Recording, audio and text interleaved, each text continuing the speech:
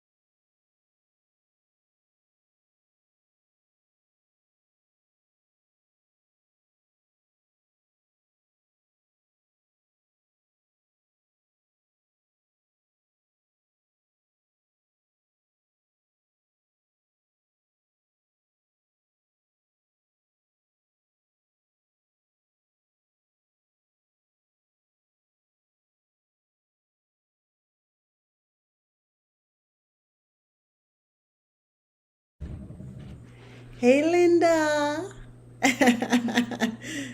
I know I didn't get to send my reminders out as I would have liked today, but I'm glad you remembered.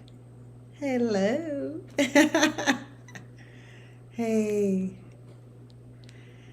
Ah. So we're already a few minutes in, so I'm gonna get started. It's been a very, very, very eventful day. Eventful day, eventful weekend. Yeah. Um, my eventfulness started on Friday. Happy Father's Day, let me say Happy that. Father's Day. Happy Father's Day to all the fathers out there. Hope you're still enjoying your special day. But like I say, I had a very eventful weekend. But I want to give a special, special shout out to Daddy. Hey, Daddy, happy Father's Day. He's super dad. So on Friday, I got a call from my sister, and she alerted me that Dad was what not doing his best. Um, and I call him Super Dad. In fact, I didn't even think I was gonna be able to do the show tonight. And this was from Friday, so he wasn't doing his best, and I said, okay, maybe I may have to cancel the show. But Dad is being who he is. He's a true trooper. He's a fighter. He don't let nothing get him down or keep him down too long. So on Saturday, he was pretty much coming around to to being himself, and he ate a big plate of food that we fixed, and then today went to give him his Father's Day gifts and all like that, and he looks good. Fighting a bug, so he looks good, and yeah. So I was happy that it was just a bug that he's fighting, and so we're here, and so we're giving God special thanks that Dad is doing better, and I have to give a special shout out to your dad, my hun. Yes. And let me tell you, they fixed up something special. I don't know if they're gonna post it, but we got some chefs up in here. That's right. And her brother, because the other one is not here, they fixed up something super special for Dad, for their dad, my hun. So giving all the dads a special hello. And then we called Papa today in the car. Aw. and we spoke to him. So, and then my brother, shout out to everybody, to all the dads. I spoke right before the pandemic, a few years ago, and I spoke to a group of dads. And I told them that they were chosen to be champions, and I think that is true for all dads. So, just wanted to give a shout out. That's the pre chat. I think, yeah, I can get into it now. I just wanted to wait until we got some people. We got some people on. So let me get right into it. Welcome to Banter with Bev, the Banter with Bev show. I'm your host, Beverly R. Williams from Be Will Inspires, and I'm just excited to be here with you. And I'm super excited to be joined once again with Alaya Merced. Now, before I go any further, or before I get into the meat of things tonight, I want to do something I'm going to call tonight a quick audience checkup. Now, you know, here at BWB, Banter with Bev, at BWB, it's all things greatness, right? I love greatness, right? I like to talk about greatness, and I want us to always be flowing in greatness. And so I want us, and when I say us, me, you, the audience, I want us all to be intentional. And I said this a few weeks ago, but sometimes I just got to do the reminder. We have to be intentional about our everyday existence being powerful, right? Excellent. And, with distinction, we want to walk in power, walk in excellence. And we want to wear distinction. Alaya looking at me like, That's just my face. And so each day, I want you, my lady, and I want the audience each day to ask yourself, am I walking in power? Right? Am I working with excellence, whatever it is that you're called to do? Am I wearing distinction? Like when I show up, is my presence the aura of my being? Is it shouting that I am somebody and that I am about something special? You know what I'm saying? Yeah. Because I think a lot of times we just go through life not being intentional, not being conscious, really. We almost go through Autopilot. on autopilot, Yeah. right? And so, but if you want to flow in greatness, I think it's something you have to really keep at the front of your mind, right? And it's something, like I said before, you don't settle for mediocrity in anything, in your schoolwork, in your relationships, in your finances, but your goal should always be exceptionality. So that's just something I wanted to do and ask my audience today. And you can, I need to hear from y'all today, just like I did last week. But our great God, He created us for greatness. So despite the struggles, we should always be aiming for greatness. Now, tonight, we're doing part 2. And let me tell you, part 2. I guess that's 4. But, okay, part 2. Listen, even right before we came on, we were like, should we do it? Should we come on? Because we have some other stuff going on in the house. And we're just like, maybe we'll just have a condensed version tonight. But we'll see how it goes. Okay. So, now, like I say, I'm joined tonight with Alaya. Now, for you who were not here for Bloom to Be Great Part 1, you would not know what my MIB is. Anybody who was here for Bloom to Be Great Part 1, if you know what my MIB is, you could put it in the chat. For those of you, if nobody helps you out in the chat, then you have to go to YouTube. I think it was episode 3, and you have to see what my MIB means, okay? But she's an intelligent, smart, brilliant young lady, beautiful, studying. Well, you could go there too and find out all of that. We're just going to get right into it. What time? It's 10 minutes gone? Yes, we're going to get into it. So, Alaya, last time when you were here, people loved your insight. Oh. Yes. Well, In thank fact, you. they asked for you. In fact, they demanded that you come back.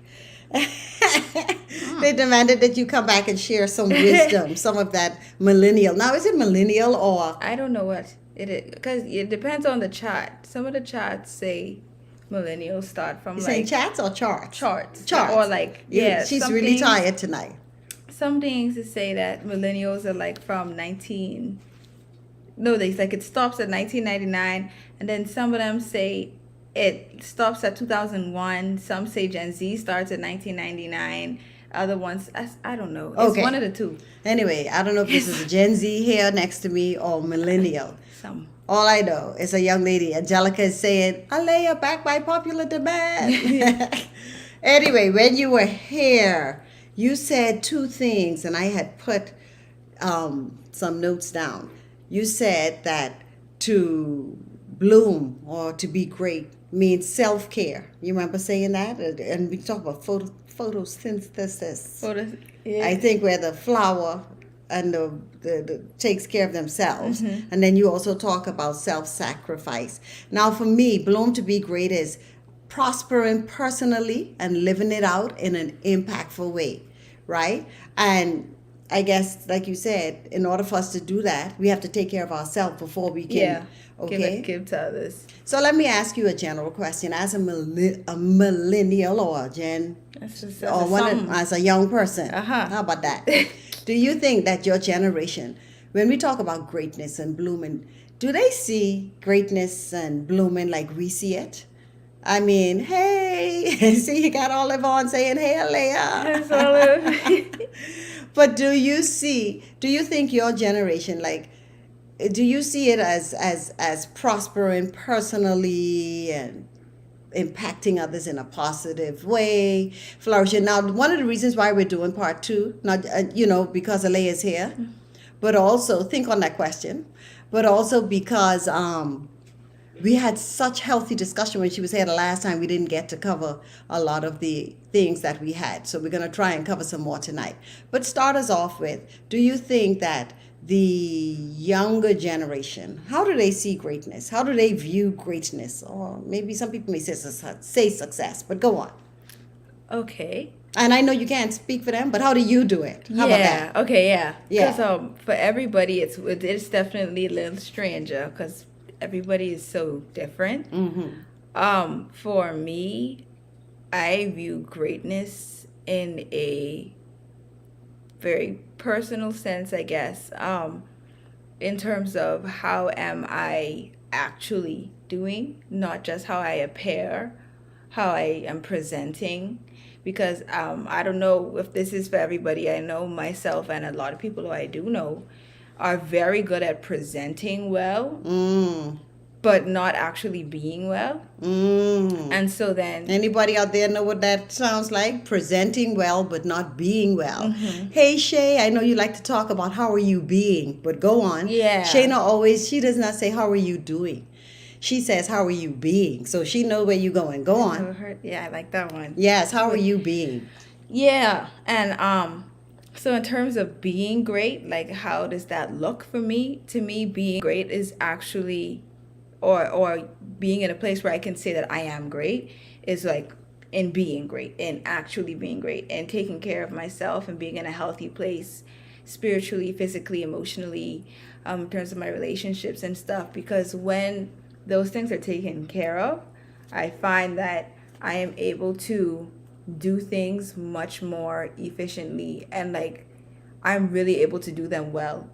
I can get a job done regardless of how I am. I'm like, all right, I could get this done. That's no problem. If I have an assignment due, I'm getting it in. If I have something I need to do for someone, I'm gonna get it done. But the level is going to be different if I know that me as a person, I'm doing well. I'm doing great. So if I want to be great, I'm like, all right, what's going on with the layer? Fix that, take care of that, no matter how much time, how much work you got to put in. Do it so that you can actually be great, and you're not just playing great. Like Olive said, not acting the part. Exactly. Not faking. Exactly. That's basically it, not faking. I think I see somebody else saying, what did that say? Olive, you're getting ahead of me. I was going to ask her that. How does society, anyway, we're going to get there, but she says we should not allow society That's Oh, that's daddy. daddy. I Yeah. thought it was Olive. You see, I need my glasses. Mm. Olive, I was given Pastor. I was given um, Pastor credit. Anyway, Uh-huh. we should not allow society to dictate what greatness means. Oftentimes, our society, what does he say? Views. Oftentimes, our society views greatness in secular terms. Okay. Awesomeness. So now I don't know if you answered. So you said, do y'all define and you see greatness? So, well, I can't say y'all, you. I think how you said you define greatness is how I At think least most some. adults. Okay. You know what I mean? Yeah. Like, well, I don't know, because I think a lot of adults sometimes are a little mixed up too, and we play the part. Mm-hmm. You know, we act as if everything is great. In fact, sometimes we go around say, when people say, how you doing? Oh, I'm great. Yeah, it's a very human thing to do. I Wow. don't think we naturally vulnerability seems like a weakness to a lot of us. Whew, that's a powerful thing. Vulnerability seems like a weakness to a lot of us. Why Yeah. do you think that's so? Why do you think we're do you think we're ashamed or afraid to be vulnerable? I think it's both. Because nobody wants being vulnerable when you know the world that we live in can be very scary when you're not completely secure in yourself. I don't think a lot of people are very secure or confident in themselves and who they are. And that's a really big issue when it comes to being vulnerable because people are waiting for something to pounce on. And realistically, whenever you're being vulnerable, that's something that people can weaponize against you. So if you don't have your armory, your wall, whatever built strongly to where you're like, okay, I just said that. If you're gonna get hurt by someone using your vulnerability against you, instead of saying like, I already said that and it's cool because I know that that's something, but you can't hurt me with it, then no one's gonna want to do that. No one wants to give someone ammunition in a war. But if you're like, you can't hurt me with it, it's okay. But most people aren't there, I don't think, within themselves. I don't know if this makes sense, but It makes sense. okay. It makes sense. I'm hearing you, because when you say vulnerability, because it takes strength Yeah. to be vulnerable, A right? lot. It takes a lot of strength to be vulnerable, and in order for someone to be great, or for us to exist and to walk in power, right? That's it. I mean, the vulnerability gives us power. Because you're taken, even though you think you're giving them ammunition, it's like, okay, You're claiming it. Right. You're like, it You're is what owning it it. is. Yes, it's yours. and when you own in it, Who's gonna you can't someone can't weaponize something against you that you already made your strength at that point. absolutely. It's like I already used that and built off of it. So what are you doing at this point? You're just like a little wannabe me at this. So you gotta just sit down. So what I'm hearing is, even though in general, so many people are afraid or ashamed to be vulnerable, it will empower us to be vulnerable. It will embolden us when we're vulnerable. I think The so. exact opposite. Anybody out there? What do you think about what we're saying? When you've put in the right work, though, but definitely that comes first, I think. Putting in the work. Because just trying to be vulnerable when you haven't put in that work that's a dangerous thing. And so what kind of work are we talking about when you say put in the work? What kind of work? What A you want? lot of self reflection, digging, healing in ways that you might not always want to do, in terms of there may be certain memories or traumas and things of that nature that you may have suppressed, because realistically we don't want to remember things that hurt us. We don't want to remember traumatic things, but if they have happened, they are going to be affecting us in some kind of way. It's going to present itself somewhere, somehow in your life, even if it's subconsciously. So in things like, actually coming face to face with those things, and that's not easy. I ain't trying to say like, oh, just do it, because I know like that's extremely hard, but that's the thing, like it's a hard thing to do. For those who are trying to strengthen relationships with God, a lot of times we have to get some answers from him that we don't want, that we really don't want. We really want something else, and we're like, okay, if I don't ask him, technically I can't get a no. But if you're really trying to develop yourself and grow, like that's another one of those hard things that it's like you can't keep avoiding. And I think that's it, really. You cannot keep avoiding things that are hindrances to your growth in your life. If you really want to be in the place where you can be vulnerable and not make yourself a target, you have to almost get everything from every angle. Even the angles you don't want to see it from, you got to get all those angles. Wow. So you have that full view. And that's interesting because getting things and from all the different angles, like you say, requires work. Sometimes it requires professional work, having to get professional help. Sometimes it's from those who love you. And then sometimes it's directly from God. Sometimes it's work just within yourself. So, wow. Karen, so I like how you caution. Nothing to be afraid of. Nothing to be ashamed of, to be vulnerable. But be careful of. Yes. Huh? Yes. Be careful. People Do prey the on work. Do the work. Make sure when you are vulnerable, you're in a good place. Yeah. And you can handle what comes back at you. Because and I don't want to keep on this too long. I know. Time, but I've just seen a lot of times where I see people who are just being, I guess, too vulnerable in situations where it's scary to me, because I'm like, these people do not care for you. You have to be cautious of when and where and who you're being vulnerable with, because there are so many people who you're telling them these things about you that you haven't completely worked on, that you don't have built and solidified within you. And they're like, oh, okay, I got that. And now they going for it and it's done. And I'm like, oh no. And I think for young people in particular, that is a great caution that you just gave. Be careful who you open up yourself with, who you share your intimate parts. I think in my generation, I asked the question, how do you see greatness? What's the difference between the generations? And this topic went into this area. But in our generation, I think we've had years and we've seen how you could give people ammunition against you and it can hurt or harm you. So, but for young people, I think that's a great caution.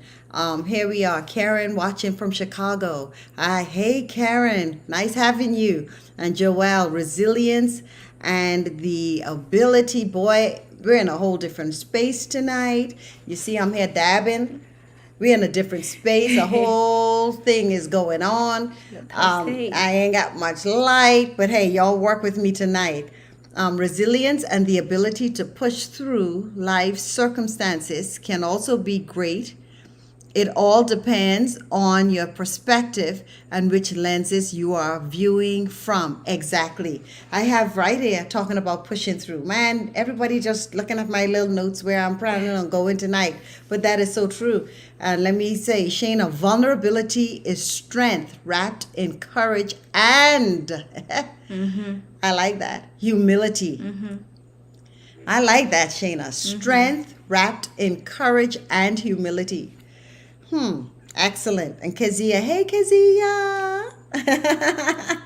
Yes. So listen, you all know, if you've listened and you're following Banter with Bev, you've heard about the collaborative book project. And I wrote exactly on perseverance and resilience. Joelle just spoke about it. And I when I wrote about that, I talked about how we have to push through and bounce back in order to be successful in life. Just like what Joelle just said, pushing through and bouncing back. I shared how I had to push through some of my challenges, some of my life challenges of depression, anxiety, eating disorders,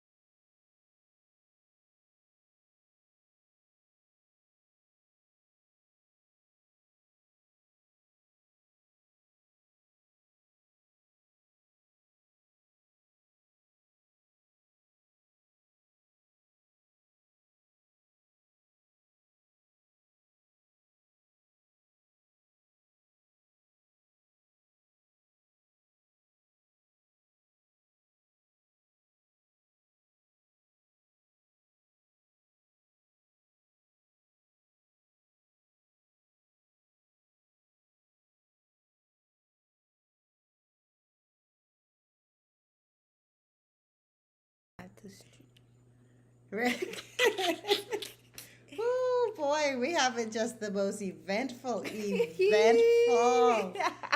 This is gonna be one for the books. Sorry guys, the computer did an update, eh? I don't know what that was. Something said 'Cause that updating in the midst of us This is chatting. powerful. But listen, what Eh, you're yeah, back. Thanks, okay. Josephine. Thanks for telling us. Powerful. But last week, okay, I lost my train of thought because LOL. I'm glad you're finding this funny. Last week we had Lisa here talking about leadership and legacy. And she spoke about her mother's temperament. I'm changing course again a little bit. And she talked about how her mother's uh, personality was slightly different. And when you were here the last time, I kind of talked on it. But I want to give it a different spin tonight. I want to talk from the father's perspective, since it's Father's Day, and we have some fathers who sometimes listen and they inbox me and they give me their comments. Hey, daddy's out there.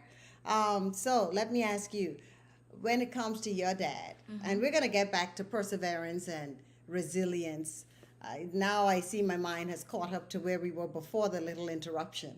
But how do you see your personality in comparison to your dad's? Do you think it's a polar opposite? Do you think it's similar? And how, if it's opposite? Like Lisa shared how, and I know Lisa, her mom was more, I guess I would say more of an, I'll just say outgoing, and she was more, Lisa, no, I don't even know. I ain't gonna speak for Lisa. But she said herself in her chapter that they were polar opposites. And I know sometimes that could either help or hinder greatness, or you on your road to greatness. So with your dad, do you see similarities in personalities, and how does the similarities or differences help or hinder you on your road to greatness? Or yeah, does that make sense? Am I making sense? Yeah, yeah. Okay. Yeah, so I definitely think there are similarities and differences. I think that I'm probably probably more you with pops of daddy. More me with Yeah. pops of daddy. I That's have funny. I think I might, just because people tell me from what I've been told, Mm-hmm. a lot of people liken me to you when I'm with them. They'll be like, oh, you like, not even just like looks like you, but they'll be like, oh, you act like your mommy, you speak like your mommy, you have your mommy spirit, you remind me of your mommy. But I know that there are certain parts of me that I am more in like daddy. I think something I definitely got from daddy. Daddy said, "Don't answer the question, Alaya." Okay, I can keep it nice. Keep it sweet. Y'all out there, Daddy's skirt, like the Bermudas say, he's skirt. Go Because on. yeah, I think I have more of his relaxed, sort of chill personality. Mm-hmm. Very, very like laid back most of the time. Mm-hmm. I think I'm more like daddy with that. Okay, and how does that help or hinder your pursuit for greatness, or just walking in power, excellence, and not Helping, I think it just makes life easier a lot when you can just be like, it is what it is. It's pretty much like what Shayna said.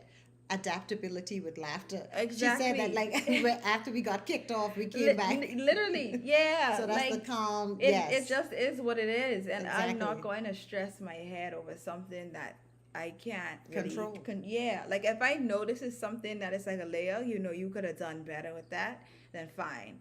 But there are so many times in one given day when things has happened, I'm like, ain't no way.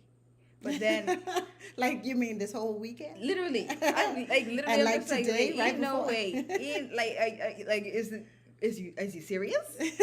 But then very quickly I can just be like, it is what it is. Because I can't. I don't like stressing my head over nothing. And that also just creates an environment, I find, as well, where it makes people more comfortable. Like And see, that's important. It really creates an environment for blooming, Yes. for greatness, for impact. Yes. Because when people are comfortable, you're Yes. better able to impact them And help. positively and help them. And it Yeah. just makes me feel happy when someone can come to me and say, "Oh, I was feeling anxious today, so I needed to be with you." Or I didn't really want to be around people today, but I know that you're just very cool. Like you're not gonna. I'm not gonna stress them. They surely ain't gonna stress me. We could sit down in each other's space. You know, if you need me, I got you. And that's that. It can be an hindrance as well, though. Okay. For And you sure. mean the laid back? Yes. Okay. How can it be a Because hindrance to you wanting to?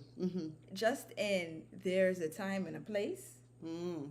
and A time and a place for not being laid back. yes, Mm. and there are times when I'll have to remind myself, Alea, this ain't the time or the place. Mm. This is not a situation where you be laid back. This is not a situation to it is what it is. This is a situation to get up and get things done. To be progressive, Exactly. Or even proactive, or even getting myself in the mindset that at some point this needs to be this isn't something to be late. This is a serious situation that needs to be treated as so. So in that way it can be an hindrance as well, because not everything in life is it is what it is. Like it just doesn't work. that is true. Absolutely. And so you said there were some things about me, some personality traits that. So, which personality trait would you ascribe or credit to me, and how has it helped or hindered you on your road, So I think that on this journey, on this greatness journey? one that I think I definitely got from you is the ability to adjust and handle the situation very quickly. Again, adaptability. Yes, With literally. I don't know about laughter, but not always laughter. Yeah, But the yes. adaptability, because I've seen how you have to do that in so many situations Okay. when things just go all over the place, and it's like, all right, well, this is how I can fix that here, this is how I can fix that there, quick, easy, and get it. Not always easy, but quick, efficiently, and I'm gonna keep it moving. And it's something where, oh, you said, oh boy, that just went straight through my head, about adaptability. Anyway, go on, because maybe it'll come back. That's kind of day I'm having. But you laughing. You know, Well, it be hey, like that. I'm flexible right now, It be like that. telling you go on. But Things. flexibility, and it's speaking about being flexible. Um, it's a saying, and it's talking about with change, you have to sometimes just, you can't be rigid if you want to progress. Anyway, we'll move on. If it comes to me, I'll share it. And I want to ask the audience out there, let me see. Don't sweat the small stuff. Absolutely. Absolutely, Joelle. Don't sweat the small stuff. Let me ask you, and the audience or you, Alea, with flowers, right? Now, I ain't no gardener. I wish Lisa was on tonight so she could help me, because her mom was a gardener. If any gardeners out there, anybody who like to be in the garden, anyway, if you're there, you could help me. I think Olive last time gave some reference. No, she gave reference to photosynthesis. But anyway, if you're a gardener, I think flowers and trees have to be pruned, and have to, where you're cutting I it. didn't know them did. Yeah. I go with you on that. I You're think going you're right with me. though. Yeah, you have to be pruned. You have Picking to up what cut you're putting off. down. Yes. You have to cut off the pieces that ain't really helping, right? And I believe that if we're going to bloom or grow as a person, we have to also cut off the dead, the dead, diseased, or the injured things or people in our life, right? So People does and one, things. would y'all agree with me out there that in order, if you want to bloom, if you want to be great, you have to cut off the dead things in your life. Let me see. Anybody talking to us? Nobody right now. But I think that you definitely, there are some times, let me tell you, when people, the dead weight of some people, you know, and I know when you're trying to go to the next level of success, some people just ain't ready to go there with you. Or they're ready to go with you, but not be in it with you. They ready to hold on to you and get what you getting, but they ain't putting nothing into it. They ready, so they want the results. Yeah, but they want to go with you, but so you have all kind of people when you're trying to go to the next level. Yeah. Now I see Joelle say you're preaching. Linda say yes. Yeah, you gotta cut off the dead weight, the dead things, the dead people. I see Karen said very true. Linda, it allows growth. Yeah. Excellent. Right. Exactly. And if we want to grow, you have to be not just flexible, but you have to also, if you want to grow, you have to also, this is just, Yes, lay aside every weight. And that's you could even put the tax in there, Olive, put the tax in there, because that's straight from the word, right? We got to lay aside every weight if you got to rise to that next level. And so all this is a part of the process. And pruning, we know, could be painful. Because I could imagine, well, I ain't no tree, but I could imagine, cutting Getting off chaps. something, getting little chaps and stuff. And that's what God has to do with his children many times in order for us to go to the next level spiritually. So even just in this world, as we navigate, if we want to walk in power, you can't have people No. who ain't there for you. No. You can't have people who are not there rooting for you and wanting the best for you. And you got to put down some fertilizer. You want to expound more on the fertilizer? Now, see you going into gardening. I ain't no gardener. What would be what's the fertilizer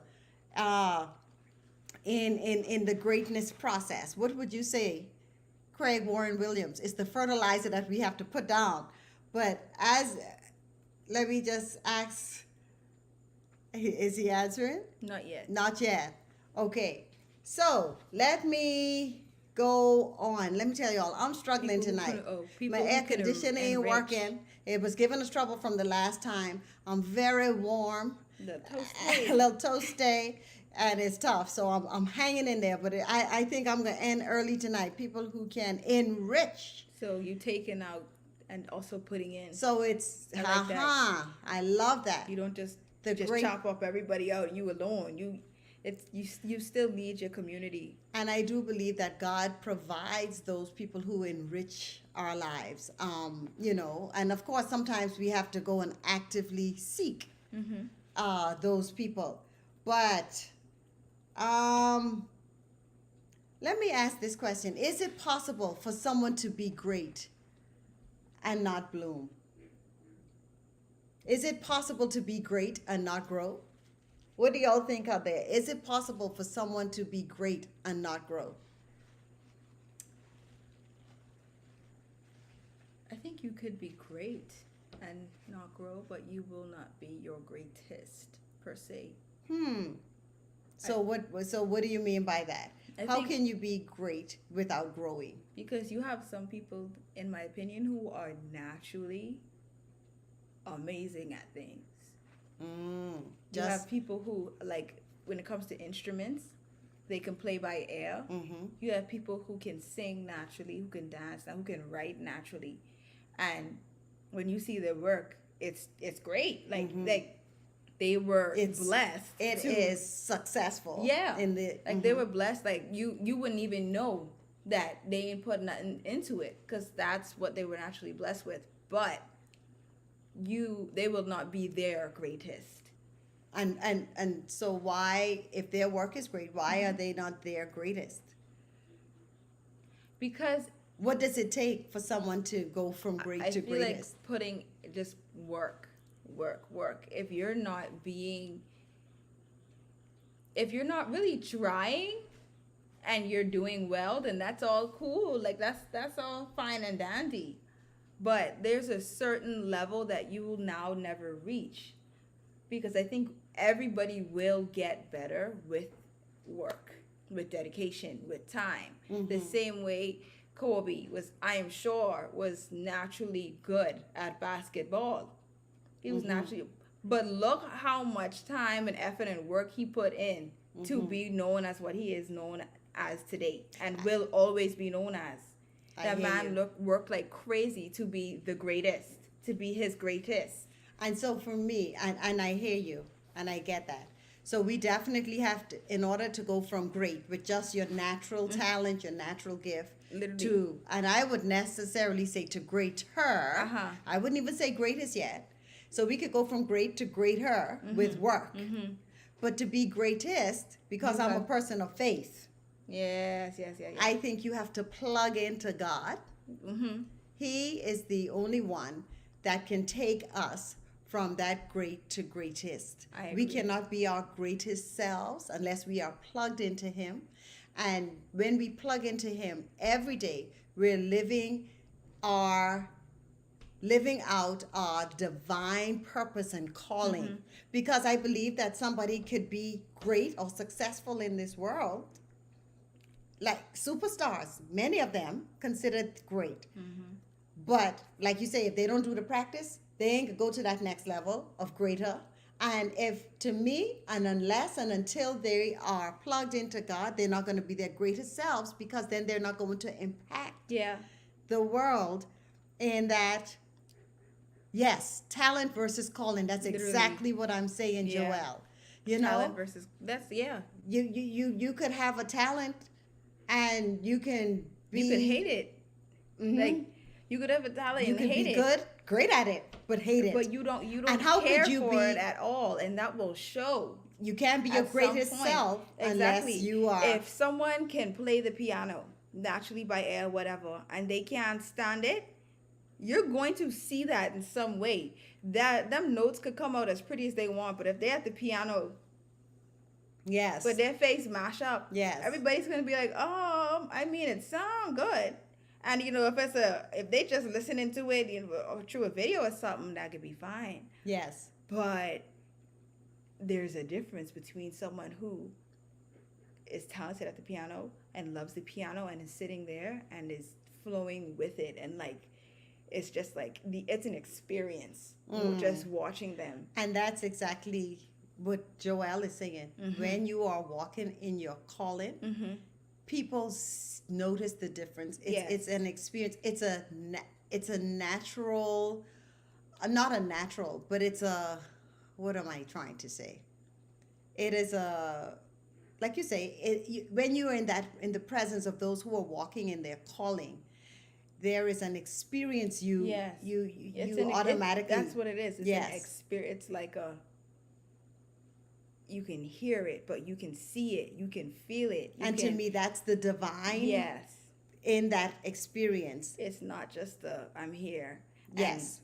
It's doing exactly what it's supposed to do. It's a fulfilling. It's a rewarding. Exactly. It's not doing exactly what it's supposed to do. If you love cooking, then your food is going to be like an experience. It's not going to be like, all right, exactly. Okay, I could eat it because I got to eat. You know how some people say, "Oh, this tastes divine." This is divine. Again, that is that. I used to say that. Yes. Divine. And, it's not just good. It's not, it's not great. It's divine. That's the whole next level. That's when, to me, when it's infused with a whole supernatural thing. So, what is Craig saying? Yes, people who are not humble but arrogant, you can't bloom. That's true. That is true. Joelle is saying, yes. Humble but arrogant. Now, when you say people... I think that was probably from a point that we made earlier. Okay.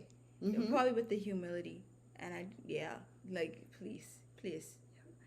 Humility is so beautiful to just see. Like, humility. Seeing people who are just like, they are confident in themselves. They are confident in no like self-deprecation every other sentence. Like, they are confident, but they are humble. Yes. They're confident, but there's so much power in humility. Yes. Shayna said, what did she say?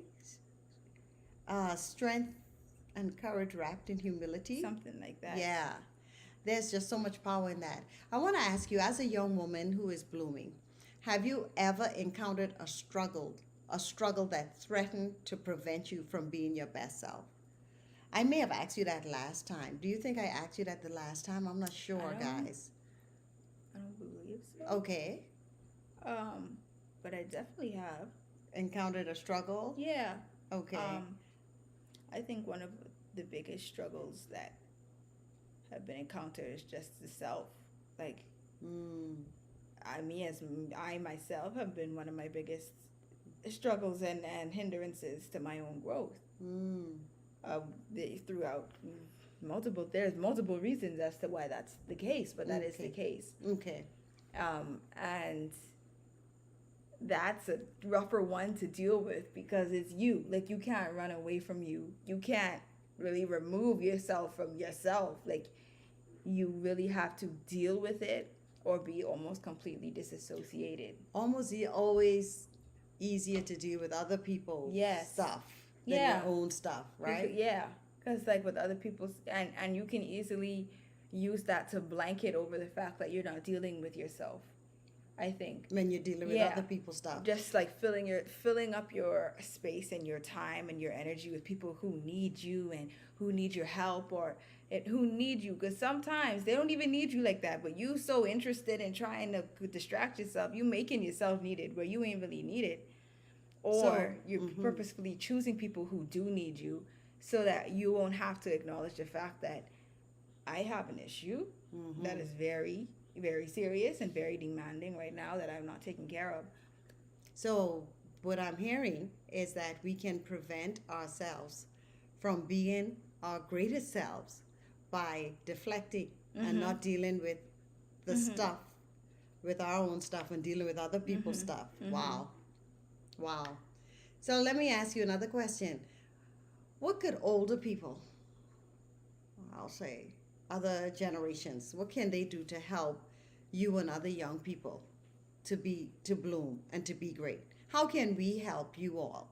You know, a lot of times, like you say, y'all have your stuff to deal with. Whatever those struggles were that you were just talking about, you have to deal with that. And a lot of times, I think we as older people, we criticize and, you know, or not even criticize. Anyway, you just, why are you trying to answer the question? And I ask you. You mind y'all forgive me? Yeah, but go on. How can we help you? I think that honestly, like, how can we help young people be their best selves? Because I think sometimes we stop that. I think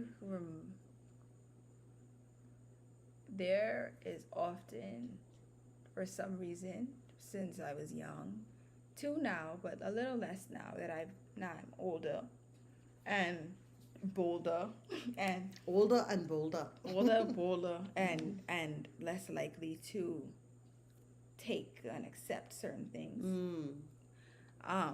A lot of adults tend to treat those younger than them with a certain air of, you are smaller than me.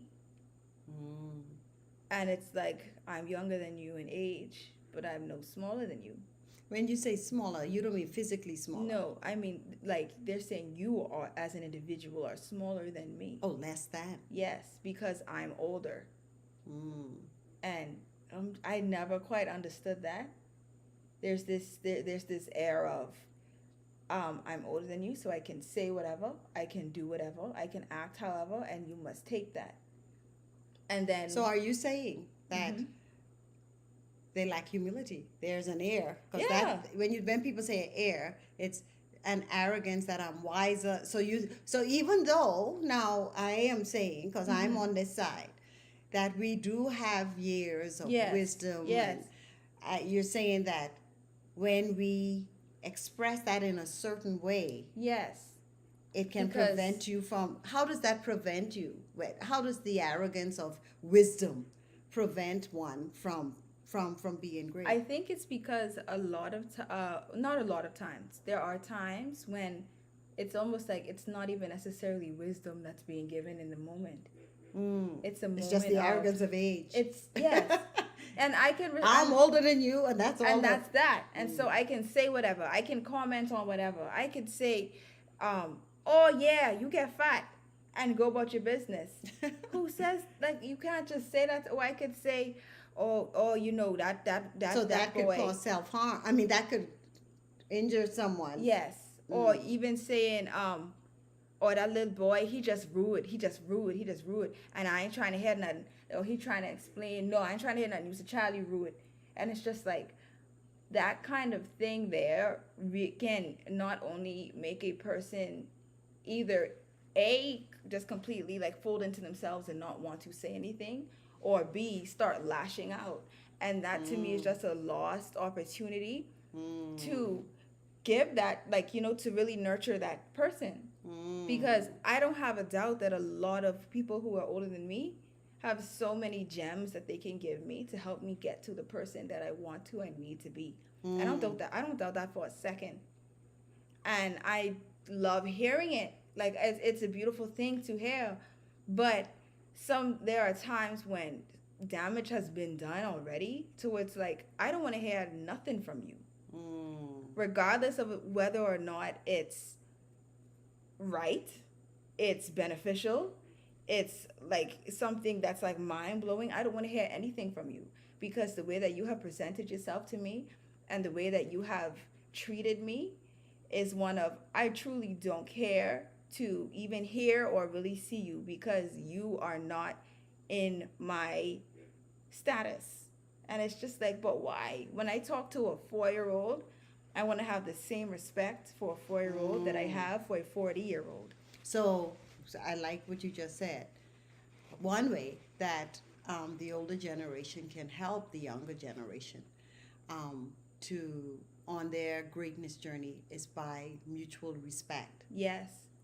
And I think by understanding that I am truly a believer of, you do not just get my respect simply because you're older than me. And I was just going to ask you, how does mutual respect look? Yeah, that doesn't, for me, that's not how that works. I don't just respect you because you're older than me. I will treat you with respect. I treat everyone with respect, because that's how I want to be treated. So how does one get that respect? I feel like you earn respect by conducting yourself in a manner that warrants it. So and how is that? So to me, if you want, like, I don't respect you if I feel like you go about a lot of things with malicious intent. There are a lot of things that aren't done in kindness, that aren't said in godliness, in a God-fearing manner, that aren't even beneficial to the person. It's just a matter of, I'm older, so I can say this. And just think about, would you say that to someone of your own age? Because even a lot of things, empathy, compassion, a lot of things are said in a way, and it's like, you would not say that to one of your peers. You're saying it to someone who in your head you're thinking they can't say nothing back to me. And I just think that that's so damaging and very sad to treat people in that manner. Anything that you would not say to somebody in your own age range, in your own class, whatever the case may be, you probably just shouldn't be saying it. Got you. Okay. Anybody has any thoughts out there?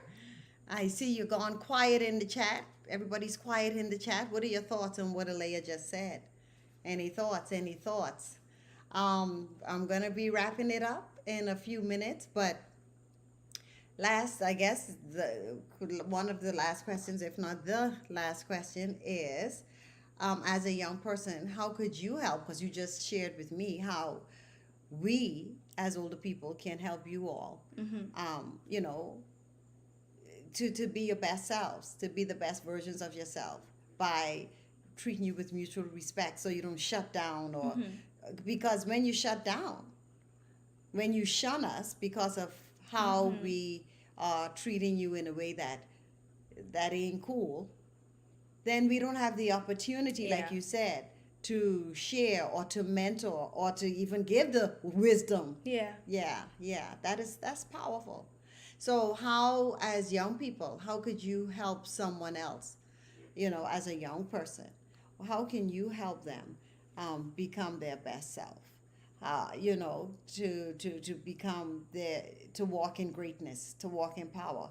How? Because I think it takes all in a community, everybody, you know, a lot of times, because my generation may say, the parents generation may say, well, you know, y'all feel like y'all know it all and whatever. So how would you all do it?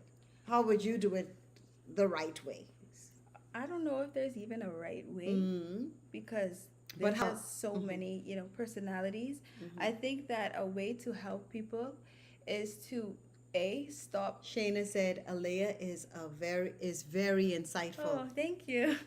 Thank you. Excellent. Go on. Um, to stop treating people, to stop interacting with people as groups kind of thing. Like what I'm trying to say is people This are is in the advice you're giving to other young people now, or yeah.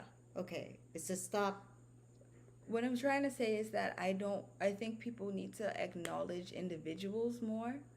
You don't interact Mm. with people the same way, regardless of the fact that they're the same age, the same race, the same religion, the same class. You have to take time and put effort into your communication and your effort. I mean, your communication and your interactions.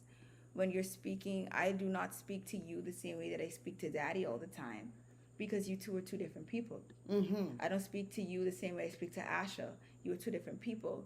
And I think that when we put these blanket over people, if I were to say, I'm not going to speak to anybody and when we age because all of them is one way and it's like at that point you're kind of you're making your own issue. You're pointing out an issue that they have, but then you're creating a whole new one and you're allowing, and I know it's hard, but it's you allow your pride to overtake an opportunity to truly try and fix or help a situation. I don't think a lot of the adults who say or do harmful things even genuinely mean it. I really don't. Like, I think that because this is something that's very normalized in everywhere, it's the fact that a child is a child and can't really and shouldn't be saying, doing, or reacting in certain ways. After a certain age, people almost taught that these things are okay. And then a lot of younger kids, and it may not necessarily just because they don't want to, kids and people, some of them it may be anxiety and personality wise they just don't know how to do that. But some people who know that they can but choose not to because out of spite, it's like you're creating a whole new problem. You're not really trying to fix it, and because you're saying pride wise, I'm not gonna help y'all, I'm just not gonna say nothing to y'all, and when the time comes I could tell you about your hip and go. And then it's like, I mean, okay, I guess that makes you feel better, but you're not helping anything for real. Like all you doing is getting your lick back and leaving, and so that person might then go on to another child and do the same thing. And when you could have said, hey, let me tell you how this really affected me, and that person might be like, that it didn't even compute for them. So I feel like when you can put your pride aside and deal with the situation in a mature manner instead of just trying to go tit for tat, because I think that's what happens a lot with differences in generation, is this tit for tat. You do this to me, I do that to you. You do this to me, I do that to you. We gonna keep finding different ways. The only thing that's happening is a greater divide, and the actual truth is we all can learn from each other. Literally. Because I learned so much from the other kids that I work with in summers. And that's what I tell people all the time. I work with kids. Well, I've worked with 2-year-olds, but I've worked with kids now who are 4 to about 8, 9. And every single one of those children teaches me things. Like, those children are amazing and they are so intelligent. And again, we go back to the word. A little child shall lead them. Yes. And so this is really, really powerful stuff. Lisa says, brilliant response, Alea. So yes. Listen to me. Wow, our time is up. It's It's been rough, but it's been awesome. I don't Perfect timing. know. It's getting a little toastier right now. So it's So guys, listen to me. This was the part 2 of Bloom to Be Great with Alaya, the millennial. Like I told you, she would give us the millennial perspective of greatness. I think you did an awesome Thank job. you.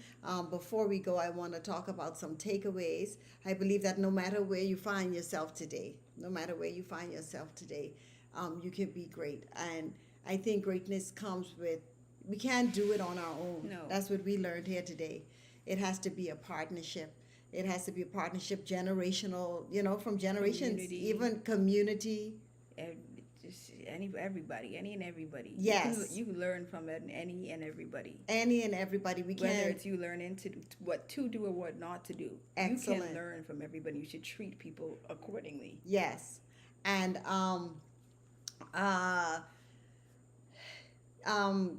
Maya Angelou, I think I had said something here. Maya Angelou, she says, you may not control all the events that happen to you, but you can decide not to be reduced by them. I think that's a powerful quote. In on your journey, as you walk powerfully each day, as you wear, distinction, as you say, look, I'm about something, as you work with excellence, things will happen. People will say things to you. People will treat you in a judgmental, criticized way, but you don't have to let that reduce you to what they are trying to do, right? And then whatever, this is another quote, whatever you want to do, yes, powerful statement, Justina, excellent, powerful statement. She also said, whatever you want to do, if you want to be great at it, you have to love it and be able to make sacrifices for it. That's something else I want us to think about as you go. Love what you do, make sacrifices for it. I really believe that's the only way, and that we can really achieve greatness is by loving what we do, by really walking in our divine callings. Because if you're out of alignment with your assignment, you won't. I don't believe that we can achieve greatness. So that is it for tonight. Unless somebody says something, Alaya will go far in life with her attitude. So refreshing. Thank you. Awesomeness. Thank you so much. Awesomeness. You see, I'm telling you, this is my co-host. And I had to squeeze her in today, even despite all the different things, because she's leaving. But we can do this co-hosting thing virtually, right? Yeah. And then I have Angelica. We'll be doing some co-hosting and guesting, whatever stuff with her. Asher, he likes to be behind the scene, but we soon pull him out, right? Some way. That'll be a miracle. I don't know how, but maybe. That'll be a miracle. Let me see. That's one day. I know. That's a whole nother thing. But guys, that is it for tonight. Remember, before you go, God did not create us for mediocrity, but exceptionality. Exceptionality, right? Remember, greatness is in you, and great things is what we do. Yeah. Right? Even if you don't feel like you're doing it, that's what we were created to do. So all I'm going to say is go be great. All right? Have an excellent week. Good night. Just go and be great. Thanks for sharing. That is Karen. It's been a delight. It's been a delight. Have a great week, everybody.